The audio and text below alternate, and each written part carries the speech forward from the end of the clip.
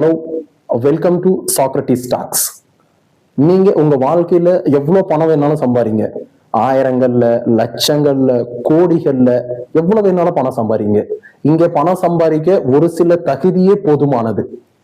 அடிப்படை கல்வி அறிவு, உழைப்பு, திறமை, கன்சிஸ்டன்சி, கொஞ்சம் புத்திசாலித்தனம், இதுவே போதுமானது பணம் சம்பாதிக்கிறதுக்கு.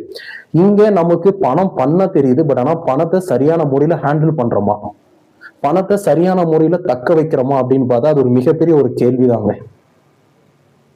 நம்ம சொசைட்டில பணக்காரங்க மென்மேலும் பணக்காரலாம் ஆகிட்டே இருக்கிறாங்க. நடுத்தர மக்கள் பணக்காரலாம் மாறணும்னு சொல்லிட்டு அந்த இலக்கை நோக்கி தொடர்ந்து தன் வாழ்நாள் முழுக்க ஓடிக்கிட்டே இருக்கிறாங்க. ஏழ்மையான மக்களோட பொருளாதாரம் தொடர்ந்து நலிவடைஞ்சுக்கிட்டே வருது.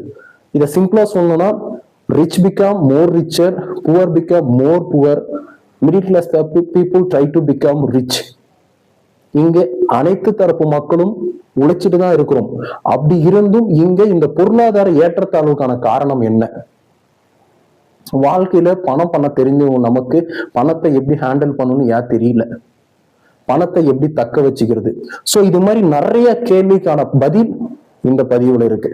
வாங்க பார்ப்போம்.